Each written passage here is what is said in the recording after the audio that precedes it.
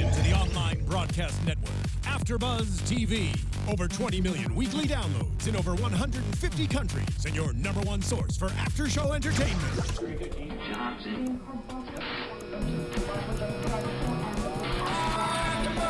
AfterBuzz TV, the destination for TV superfans. Producing aftershows for over 300 of your favorite TV shows, interviewing celebrities and showrunners, and bringing you behind-the-scenes exclusives. All thanks to E! Entertainment's Maria Menounos, producer Kevin Undergaro, and internet leader Akamai.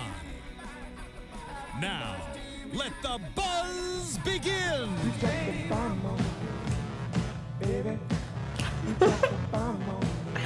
What is up, AfterBuzz TV? Star Wars Rebels fans! Welcome to the Star Wars Rebels After Show, Season 2, Episode 14 or 16, depending on how you're counting. It doesn't matter to us. Both of them are the right answer. It really doesn't. Nope. It's an episode that happened. Though they now have these fancy little thumbnails on the AfterBuzz YouTube channel that actually do say like Season 2, Episode 16. It does say 16 on the it does. live stream, so it does. We're gonna go with but that. according Whatever. to Wikipedia, it's 14, so as I say, either answer is correct. If you guys have not done so already, please be sure to go on over to iTunes, subscribe to us there, leave us reviews. We love hearing from you guys. We'll read them out loud if we get any new ones. We don't have any new ones this week, but as you know, last week we had a new one, and I read it. So if you want to have your review... It was super nice. It was super nice. So if you want to have your review read on the air, you should totally go to iTunes and do that thing. Though if you are listening on iTunes, you're totally missing out on the amazing dance party and light show that's happening in here right now, which you can see if you head on over to YouTube and watch us. And some of you, as you know, are actually watching us live right now. So thank you to everyone who has joined us this evening. We are monitoring the live chat as well as that hashtag ABTVRebels, which we do continue to check throughout the week. If you want to talk to us at any point during the episode, during your life, ABTV Rebels.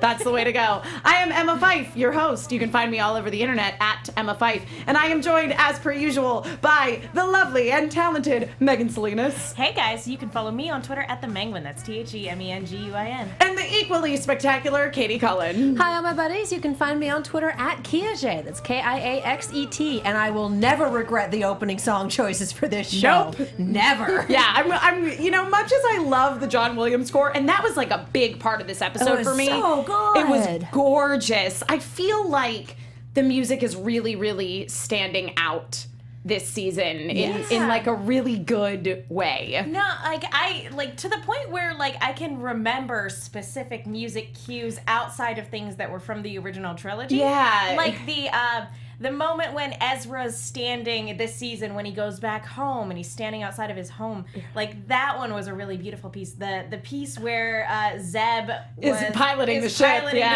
with force powers, that was beautiful. That's the one I think I want the most. But you're absolutely right. Music in this one's stellar as well. Oh yeah. Yeah, I agree. I felt that the sort of emotional music, particularly at the end when Cham Syndulla and Hera were sort of connecting and seeing eye to eye a little bit more towards the end of the episode, it was very sort of reminiscent of the Luke and Leia theme, but which makes sense because it's all about that family. Yeah, that family connection, which is ultimately what this episode was about. So I want to know from you guys, having not watched Clone Wars, correct?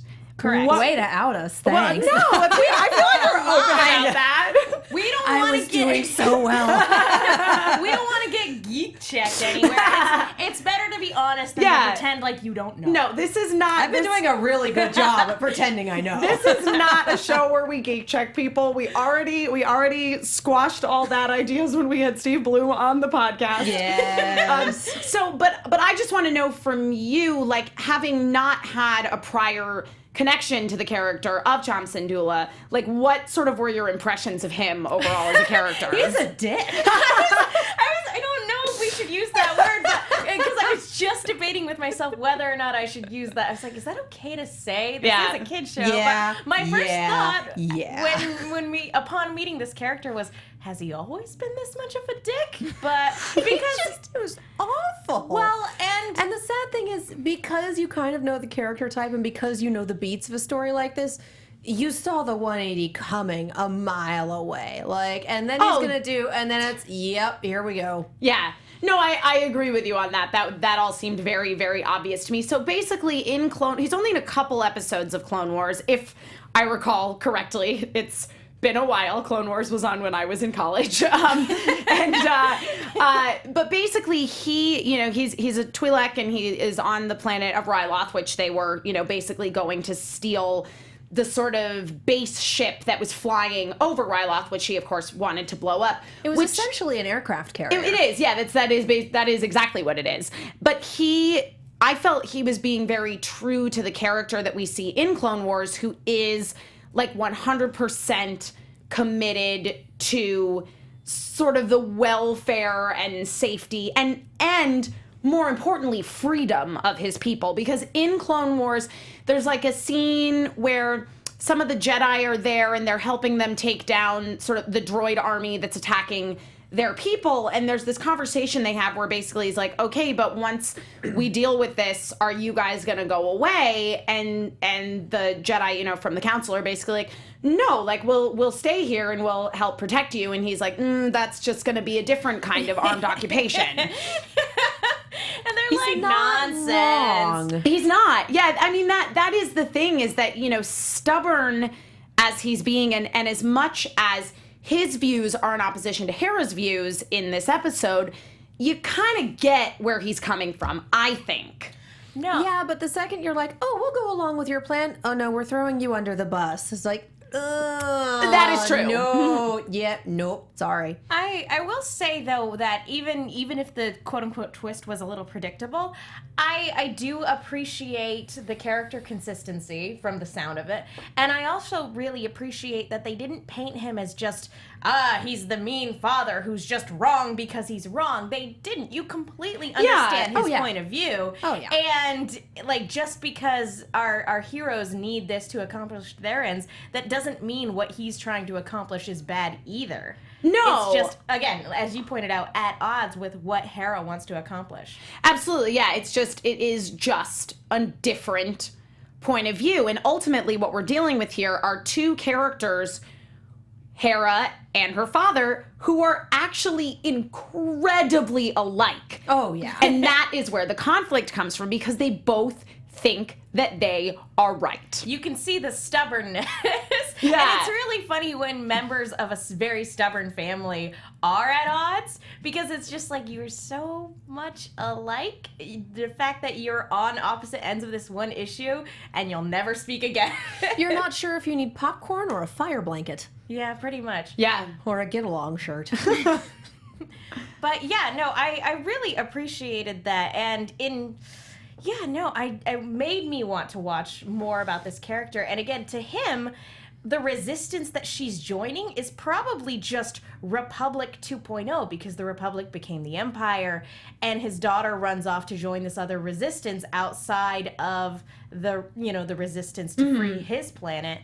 And so for him, if he's like, well, if this resistance overtakes the Empire, it's just going to set up something in its place, and it's just going to become the next thing. Well, It's an endless cycle. exactly. Because I mean, basically, what we were dealing with in Clone Wars was that the Republic came to their aid, and ultimately, the Republic, sort of the remnants of it, more or less, became what is now the Empire, and so it makes sense that he would be suspicious of the rebels, because he is, as we pointed out earlier, very, very dedicated to just the preservation and freedom of the Twi'lek on Ryloth. I like that we get this kind of parallel between what went on with the Mandalorians a couple episodes ago and what's going on with the Twi'leks right now, because every planet and every isolated group of people out in space has to deal with the Empire in their own way. Yeah. Some choose to join the rebellion, some choose to kind of do their own thing. Yeah. And so it's really interesting to see the different perspectives throughout the galaxy. Yeah, no, I agree. And we're kind of seeing, like, all of the members of our little rebel crew connecting with their roots in one way or another, because as you say, we had the episode with Sabine and dealing with the Mandalorians, and we had the episode with Zeb and the Lasat, and we got Ezra's parents. Exactly. I'm just waiting to see what they do with Kanan for this, if they do anything, because we do have the comics that are going on right now, and I don't know how much they can touch on for that. And the other question for that is, what's left? Yeah. Probably not a lot. Nothing. Sorry, bro. Yeah. I will say I loved Kanan meeting the parents. I was gonna say that was just they tweeted out that clip earlier, and so I'd seen it before. Just, you're embarrassing me. And just him introducing them all by the wrong names, and Ezra's just little head shake of no. It was beautiful. It was. I just want to address something in the chat really quickly because it's very interesting to point out. So Mitchell Whitmer in the chat, who wrote my name in all caps to try to get my attention. So thank you very much. I see you, Mitchell.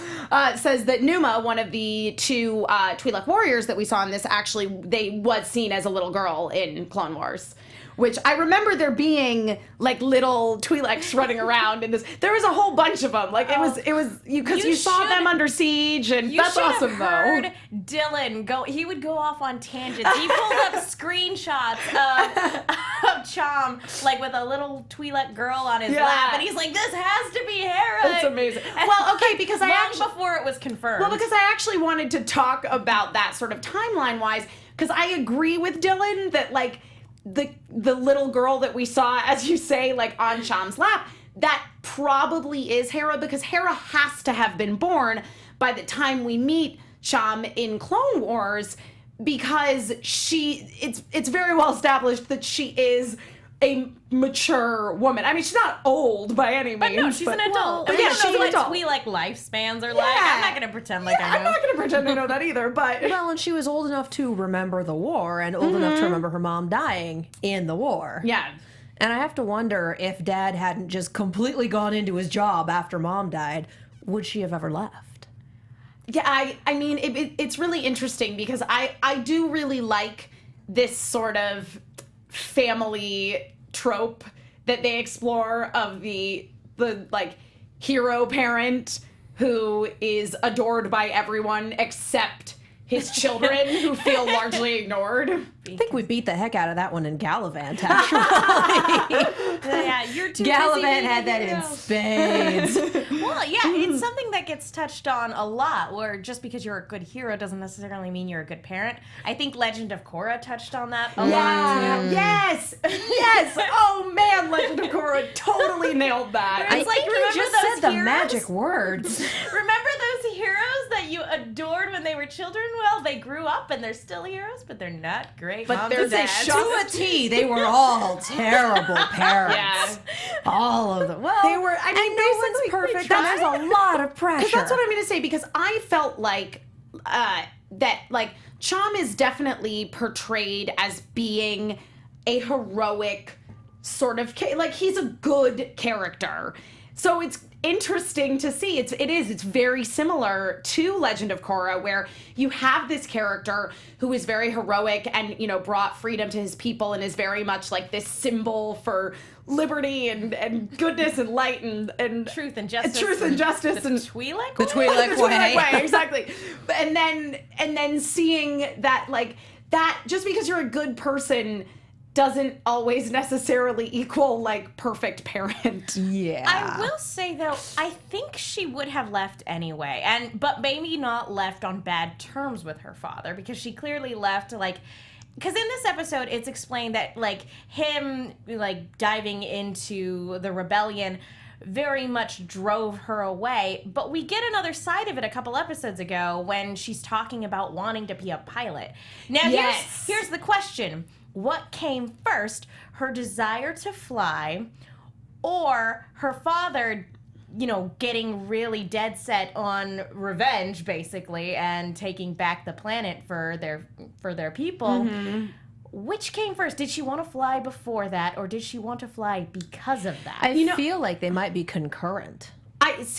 My inclination is I feel like sort of concurrent, because one of the things, as we mentioned earlier, like they are these two incredibly similar characters. They are both very driven. They are both very good leaders.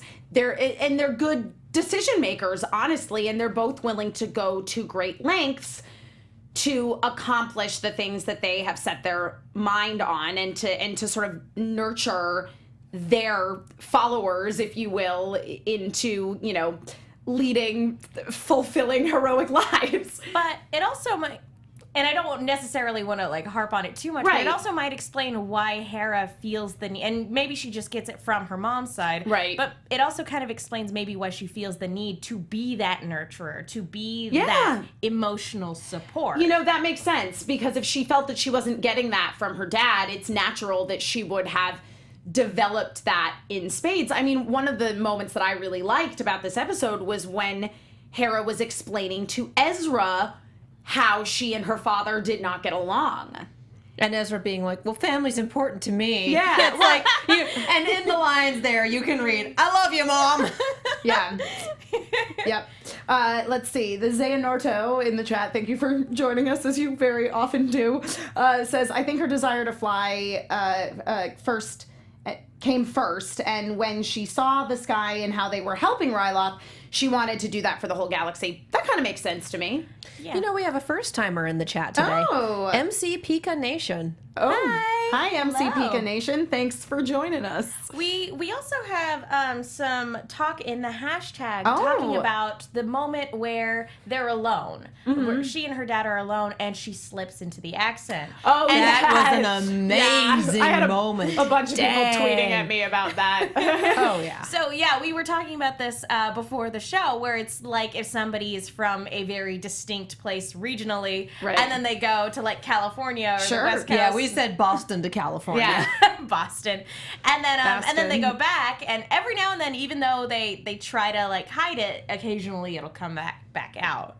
And this, since no one was around, she just went right back into it, which took me by surprise because I'm so used to hearing Vanessa Marshall's very controlled delivery. Yeah. Well, and I feel like it's less no one was around and more she was alone with dad and having a heated argument. Yeah, and it exactly. Just, boom. Oh, I think that, and to me, that honestly was kind of realistic. You know what I mean? Yeah, no. Like it's as you say, Megan. It's like people who are from very distinct regional places, and especially in the case of someone like Hera, who has very much left her own people behind. Who's trying to separate herself Correct. from that. Yeah.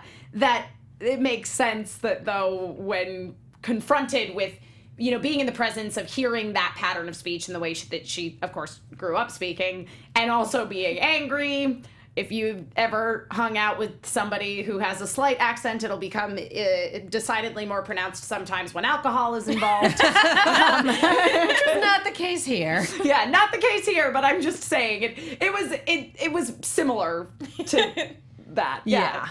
Anger or slight drunkenness makes the old accents come out. 6 of one, half a dozen of the other sometimes. Yes. Yeah, but I mean, again, it just goes back to, like, we're seeing Hera and Cham being at odds with each other because of the fact that they both so strongly believe in the things that they believe in. And also, I think with Hera, it kind of harkens back to the first episode of the second half of the season, the one with Leia in it, where basically she was talking about how because she can fight, she feels that she needs to. And I think that's kind of where Hera is coming from.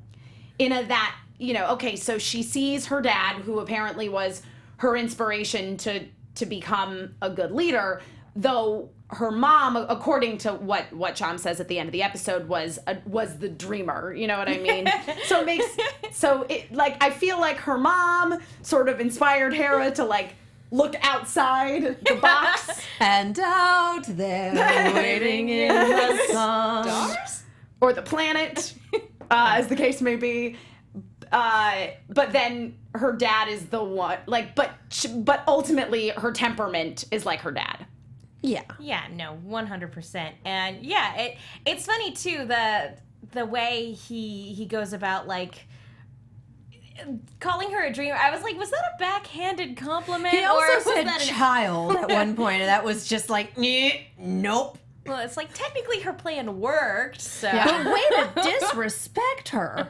They get into an argument. He immediately calls her child. I mean, watching it with these two, you saw me just like, nope, she's mom. Yeah. Well, she he is mom. rectified that at the end when he addressed her as captain. But yeah, no, and on the one hand, it's like, that's very disrespectful. She is a captain. You should address her as such, especially if you're estranged. Mm-hmm. But at the same time, it's like, that's her dad. I know. That's the way I know, parents but look at it. It my doesn't matter if you're 3 or if you're 42. Your parents are always going to see you as you're my kid. Yeah, but there's a big difference between you're my kid and I'm using this leverage to put you in your place in this argument. My parents don't call me child when we disagree. They address me like an adult because, God help me, that's what I am. I avoid disagreements with my parents at all costs. Well, yeah, but it occurs sometimes. I mean, it happens, but they don't try to pull that on me because even if we completely disagree on things, they still respect me as an adult with my own life experiences. Pulling that on someone who is, as you said, a mature woman is just like, no, I know she's your daughter and I know you love her, but you don't do that. That is stunningly disrespectful. Not cool, Dad. Not cool.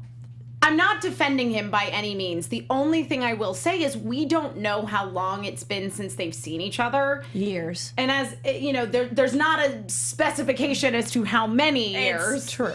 So for all we know, she was pretty young when she took off. She might have been, like, it sounds like she took off at her first opportunity. So she was, and granted, I haven't read the prequel book. I apologize. Right. I don't know if that book goes into it at all, but she probably took off at her earliest opportunity. Yeah.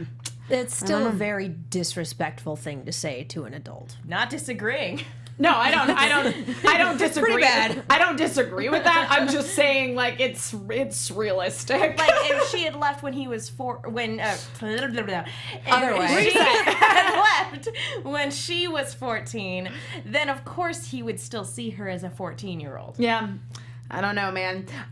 Griffin in the chat brings up a really good point in terms of, like, Cham's ideas versus Hera's ideas, that basically he thinks in the short term and she thinks long-term overarching, like, good of the universe. Which Macro versus micro. Yeah. I think that is absolutely true. And Tim Houlihan brought up that Cham disrespected Chopper and survived. That is impressive for someone who's not a main character. That was another interesting plot point, too. I didn't realize Chopper and Hera had been together that long. I know. It's like, oh, that droid you found during the war. His name's Chopper. I mean, we always knew he was an old bucket of bolts. I didn't know he was that old. He's an old homicidal bucket of bolts. I know. He physically throws people off his lawn. It was so funny when Hera was sort of, like, introducing the crew. First of all, and the chat is talking about Kanan, like, bonding with Cham as well. I love your dad. I'm Kanan, Hera's kind of husband, and these are our adopted kids. Kids, this is Grandpa. God bless you, Aunt. That's really good. He's not wrong. It's just like I'm meeting the parents. How do I look? Same as usual. You're making me look I feel bad. like if he had had a tie, he would have been straight. I know. But is it meeting the parents or meeting the war hero? Both. I interpret I feel like it's the war hero. I like to think of it as meeting the parents, but for him it was probably, dude, this is the guy. Oh my God, dude, like the war hero. That's so funny, is because I didn't read it that way at all. I literally read it as I'm meeting my girlfriend's dad. Yeah, no, that was more of the way I read it too. I read it as that up until it was, oh, you did this and you did that and this is amazing, and you were like, oh, He was fanboying you're a little bit. But here's the other thing, is I feel like that could be an affected behavior to be like, oh, you're my girlfriend's dad. Like, you're great. I love you. You're wonderful. Like, tell me more about the war. I no longer love you. I'm sorry. There is no context for this, but I just have to share it on the chat. Hassan Yosef says Chopper equals George R.R. Martin. He's just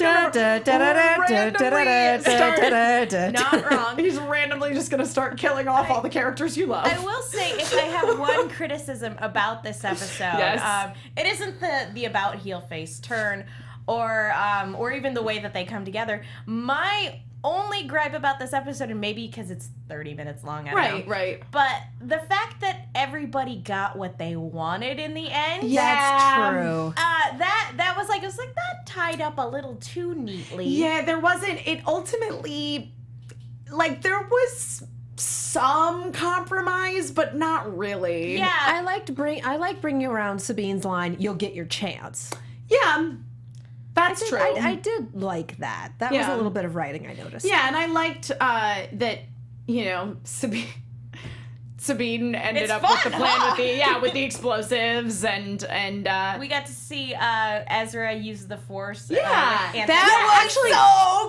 That fight in the corridor with the blast doors was And really just throwing good. each other through the blast doors, like, this is a... that Who was drunk when that... Like, I thought when that- did they come up with this? Yeah, I just thought that was like a really creative piece of fight choreography. Because on one hand, that's really smart, and on the other hand, it's like, Ezra came up with this, didn't he? Well, He's like 14. This is a 14-year-old's fight. And then, you know, Kane is just like, well, you know, we could think about that. And then internally, he's like, this is so cool. I'm on board. I have to be the adult. To both of your points, I do have to wonder, like, when they do sit down in the writer's room to go, okay, how can we continue to make fights using the Force engaging? Yeah. Because I mean, to an extent, it would be really easy to just kind of sit back and go, oh, autopilot. Yeah, they just hit. This is the like, Force to put version of the fastball special. Yeah, to not put any effort into the great. fight choreography. The fact that they make the effort to make this unique, I think it's just another testament of how much thought and effort they're putting into this series. Yeah, well, and also them using the Jedi mind trick as a moment of comedy in this. I mean, very much as it was done in Force Awakens. It was very funny in Force Awakens. But I also loved it as a, no, Ezra, you try it. Yeah. We're doing some on-the-job training here. Yeah. Ooh, yay! I really mean it. I have to say, I think that despite the fact that she has zero training, Rey might actually be a little better at Jedi mind tricking than Ezra. She Jedi mind tricked James Bond. Okay? She took get a Time Lord. Yeah. Like, we're good. She's a little more subtle than Ezra. Well, Ezra, subtlety was long past by the time they made it to the bridge. Let's be real. Yeah. No, I enjoyed that. Plus, Ezra's 14, and I'd imagine Rey is a little older. Just a teensy bit. a little bit. Yeah. I would imagine closer to 18, probably. Probably. Yeah, she's definitely a slightly older teenager, I think. Oh yeah, this is interesting to point out. So Ryan Witalison in the chat says, hey, Ryan. I love this human being. Ryan's great. That Cham also happened to be a connection to Kanan's past, which is true, with Mace Windu being his master's master. Oh. Yep. So that is the thing. It's like where are we gonna go with a Kanan episode? But yeah, I mean, I don't know, because Mace Windu, because Cham worked with him in the first episode of Clone Wars that he was in. So yeah, sad times. Like I said, we can't do a Kanan episode because there's nothing left. I was in a good mood just a minute I'm ago. sorry. And now I'm sad. I just had to bring it up. Nothing. Just think about purple lightsabers and you'll feel way better. Just feel as a little sad. better, yeah. Nope. Just think about plate glass Purple's windows. a great color for a lightsaber. It is a great color for a lightsaber. Yeah. Samuel L. Jackson was like, "I'll do the movie if you give me a purple lightsaber. I want to know which one's me in the fights." And they're like, done. It's like, dude, Samuel Jackson. deal. Yes. Yep.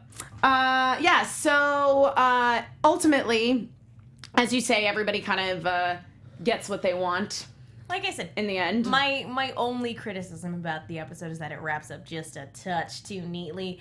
I would have preferred if there had been some strikes, but I would have preferred if he had to compromise a little bit more, because I feel like that would have been more realistic in this scenario. I agree.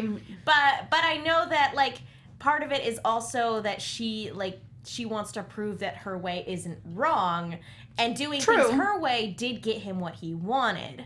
Ultimately, It also in the nearly end. got her killed a few episodes ago, That is along with a true. few other people who did. It really sucks to be a nameless person in Phoenix Squadron because just sucks if it's a Hera episode, it's like eeny, meeny, miny, you. Yeah. Yeah, I agree. Let's be real. I will say that I felt completely blindsided when they got betrayed. Really? Yeah. Katie was saying, Dude, that I it was thought that was predictable. paint by numbers. Oh, nope. I was like, oh, good. I was like, obviously she's going to be in some sort of conflict with her dad, but I didn't think he was going to straight up betray her. Really? Yeah, I legitimately mean it. Huh. Maybe I'm just too trusting. A little bit. A little bit. It was very, very optimistic of you, but What did you I've feel seen like? that trope go down too many times. What did you feel like, Megan? I mean, I get Katie's point of view. I do see where story-wise it would make sense. I'll be honest, when I was watching it, I was just watching it. I wasn't trying to predict what was going to happen. I was just watching. I was just along for the ride. Yeah. I can't not watch things without going, and this. Oh, they've set this up. That's going to be... I can't if I haven't had my third cup of coffee in the day. Right, exactly. It's a little late for that. Yeah, tea won't do. Long day? Long day. All right. Any other things that you guys want to touch on before we start predicting the future? Not particularly. I did enjoy the episode, even if I saw a good chunk of it coming, and just that fight choreography, man. Just that it's always nice to get more info on Hera. She's she's my favorite character. Yeah, she's my in the favorite show. too. Yes. So it's always nice to get stuff from her, and not to count our chickens before they hatch. But next week we might have Vanessa Marshall call in to give us a little bit more insight on what this episode was like for her from an acting standpoint. Yeah. So, Yes. again, not to count our chickens before they hatch, but that's what I'm hoping. But we might get to chat with her a little about that, which I would really like. Also, I would like to point out that Roz Mystica 01 and Megan Rickards in the chat agree with me that they did not see the betrayal coming. You sweet summer children. Thanks for having my back, guys. I'm like the one who's like, oh, betrayed, whatevs.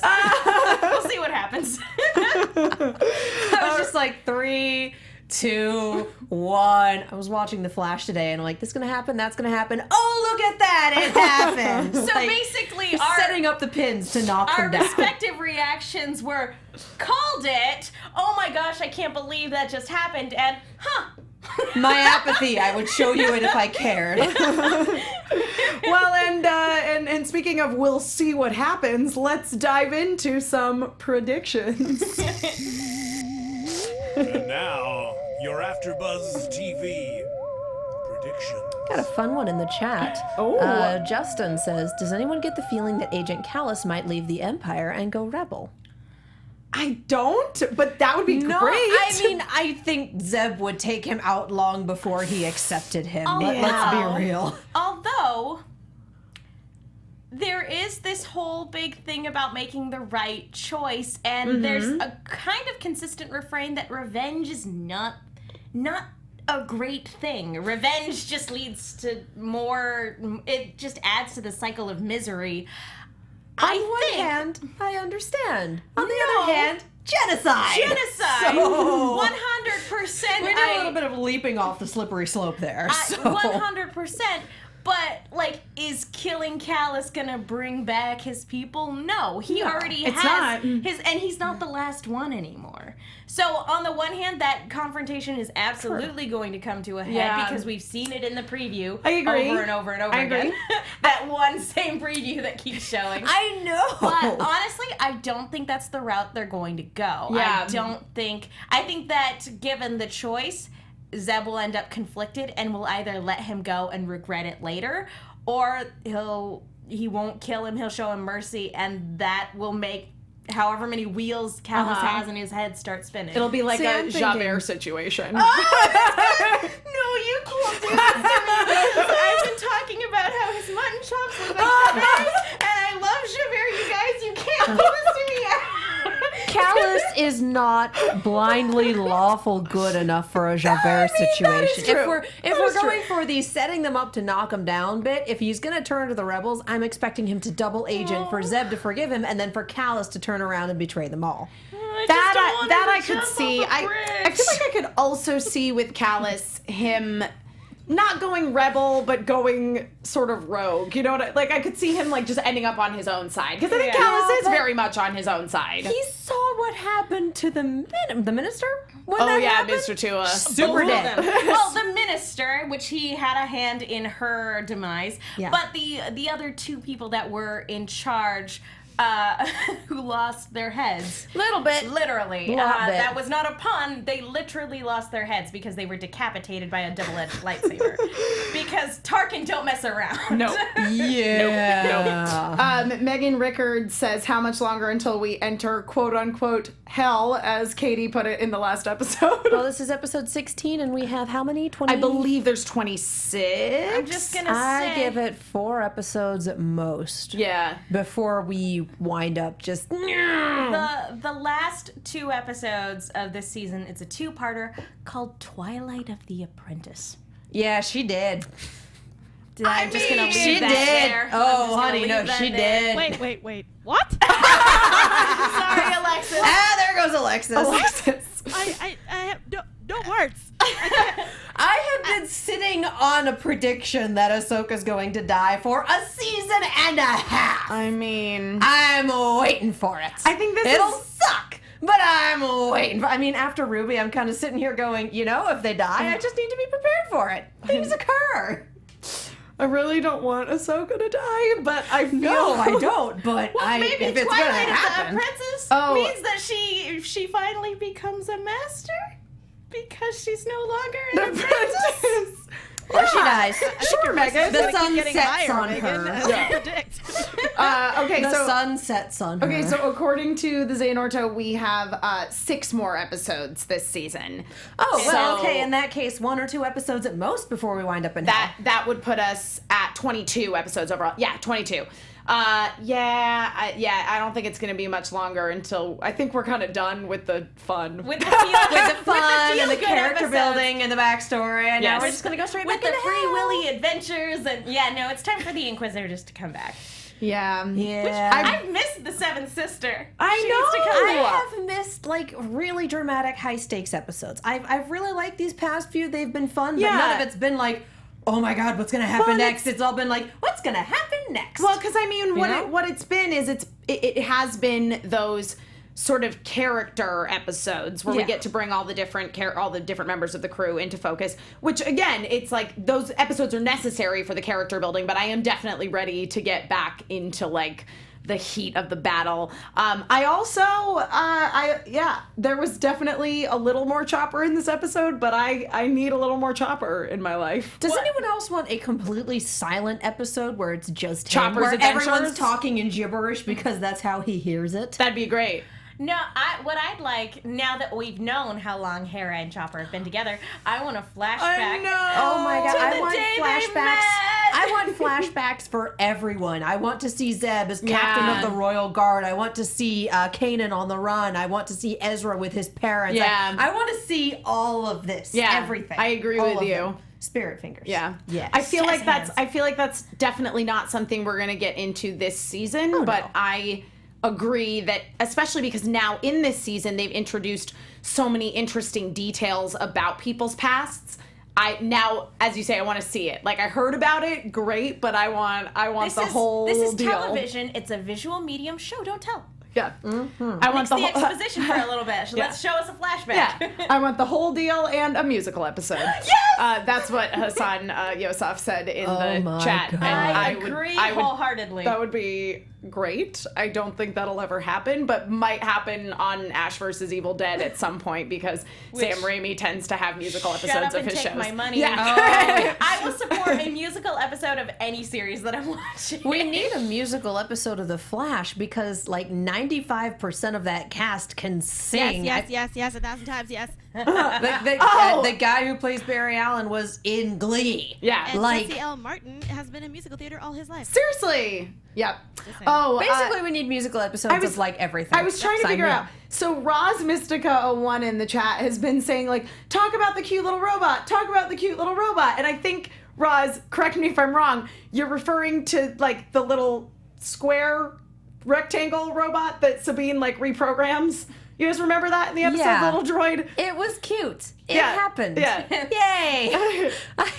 There's not really anything to talk about aside from it was cute and it happened. I got nothing. That basically That's covers it. it. Bam. That's it. I have nothing to contribute to that conversation. Although You I want do to hear like us talk about cute robots? Robots in Disguise is coming back soon. But that's for the plug I section. am always pro cute robot or really pro robot of any kind. So yeah, that's about all I have. Yay. Do we have any other predictions, or do we want to just? I think that I think I'm good. Yeah, All I right, think so all right. too. It is. All right, so we're gonna hop in the ship and turn on the hyperdrive and head into the rest of our day. So thank you so much to all of you for joining us tonight here on the Star Wars Rebels After Show. Katie, where can people keep up with all the things you're doing? You can find me on Twitter, Tumblr, and and wow, Instagram. Wow. You can find me on Kyuji. I got a whole social network named after me, you guys. Twitter, Tumblr, Instagram at Kiaxet, Kiaxet. You can also find me on Snapchat at Kia Prime. Speaking of which, Robots in Disguise is coming back. It is. Which I found out completely by accident on Tumblr yesterday. So thank God for Tumblr. And we will let you know when we have that show scheduled. We're still working things out. Arrows later tonight. The Ruby Season 3 finale after show is at 6 p.m. Pacific tomorrow, and we're going to have Miles and Carrie. And guys, there's going to be some discussions. Yep. Bring tissues. Yep. That's gonna happen. Oh, yeah. On that note, I'm Megan. You guys can follow me on Twitter and Instagram at the Menguin. That's TheMenguin. I'm also on a bunch of shows here at AfterBuzz, and I write articles for the Movie Chick with 2Ks. Be sure to check those out. I'm Emma Fyffe. You can follow me all over the internet at Emma Fyffe. That is my name. I'm on a bunch of shows here at AfterBuzzTV.com. Face Off is coming up later today. Also, I am guest hosting for the next couple of weeks on Otaku Movie Anatomy on the Popcorn Talk Network, our sister network. Tomorrow night, Jonathan Meza, Max Song, and myself are going to be joined by Kyle A. Bear to talk about Street Fighter II, the animated movie. It's a classic. If you guys haven't seen it, it's from 1994. I just rewatched it today. It's great. It's going to be a fun time because Street Fighter V came out this week, so it's relevant. That's So I am the only one who screwed up my spiel tonight. Yeah. Yeah! Good for, yeah. Other than that, if you want to know what I'm doing, follow me on Twitter. I tweet all the time. Again, thank you so much to everybody in the hashtag and the live chat, everyone who joined us tonight. Remember, you can keep talking to us throughout the week using that hashtag ABTVRebels. Remember to go over to iTunes, leave us reviews, leave us thumbs up on YouTube, and we will see you guys all again, same time, same place next week. From executive producers Maria Menounos, Kevin Undergaro, Phil Svitek, and the entire AfterBuzz TV staff, we would like to thank you for listening to the AfterBuzz TV network. To watch or listen to other after shows and post comments or questions, be sure to visit AfterBuzzTV.com. I'm Sir Richard Wentworth, and this has been a presentation of AfterBuzz TV. Buzz you later. The views expressed herein are those of the hosts only and do not necessarily reflect the views of AfterBuzz TV or its owners or principals.